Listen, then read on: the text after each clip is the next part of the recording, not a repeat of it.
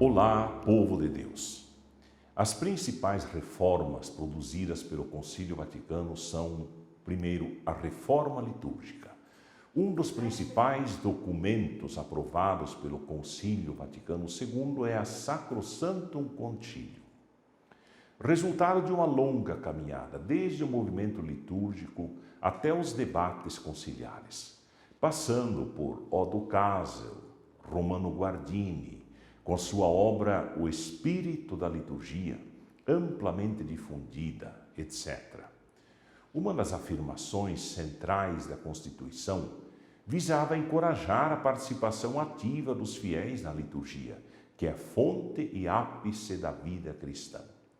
Para alcançar esse objetivo, já em 1964, o Papa Paulo VI instituiu um conselho para colocar em prática a Constituição sobre a Sagrada Liturgia.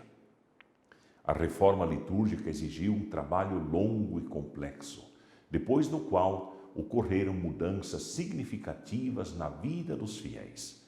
A mudança dos ritos, dos sacramentos, a língua vernácula, não mais o latim simplesmente, o uso mais constante da palavra de Deus, os ministérios, o canto litúrgico, etc. Até hoje sentimos na pastoral a necessidade da Constituição Sacrosanctum Concilium. A segunda reforma é a reforma da Cúria Romana, especialmente na congregação do Santo Ofício.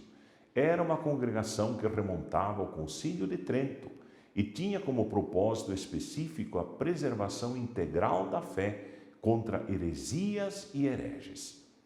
Paulo VI mudou o seu nome para Congregação para a Doutrina da Fé. Em vez de punir os erros dos hereges, foi encorajada a promover a transmissão de uma visão integral e bela da fé católica. Os funcionários, por exemplo, da congregação são teólogos de todo o mundo católico. Também a Secretaria de Estado saiu totalmente fortalecida. O prefeito da Secretaria de Estado é um colaborador mais próximo do Papa. Paulo VI havia trabalhado por um longo tempo na Secretaria de Estado, conhecia bem o ofício e deu uma estrutura mais orgânica aos organismos do Vaticano e suas tarefas. Terceira reforma, as conferências episcopais. Elas remontam à segunda metade do século XIX. Os bispos de diferentes áreas linguísticas, diferentes países, sentiram a necessidade de se reunir para trocar experiências e implementar iniciativas conjuntas. Com o concílio, elas ganharam uma relevância decididamente maior. Nesse sentido, a Constituição sobre a Igreja não só reconhecia o governo dos bispos em suas respectivas dioceses, mas também lhes conferia a responsabilidade de difundir o Evangelho no mundo. Os bispos foram chamados a colaborar com o Papa no governo da Igreja Universal. Duas limitações, porém.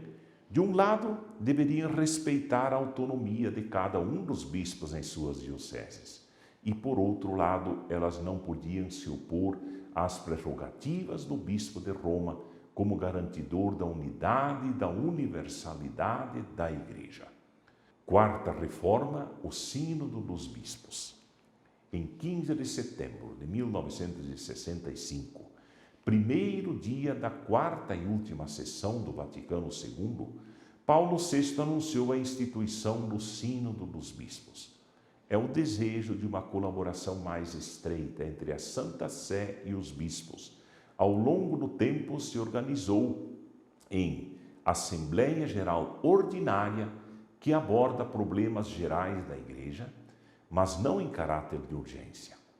A Assembleia Geral Extraordinária, que é convocada para resolver as questões urgentes, e a Assembleia Especial, que diz respeito a determinadas regiões. A primeira tarefa do Sínodo é aconselhar o Papa. Trata-se de um organismo consultivo.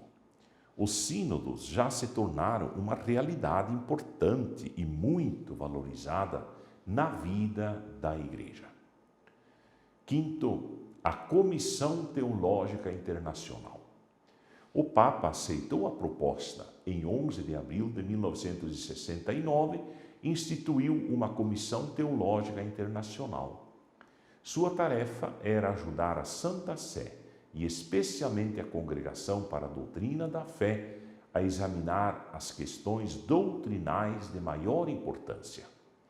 A Pontifícia Comissão Bíblica deveria igualmente desempenhar essa tarefa.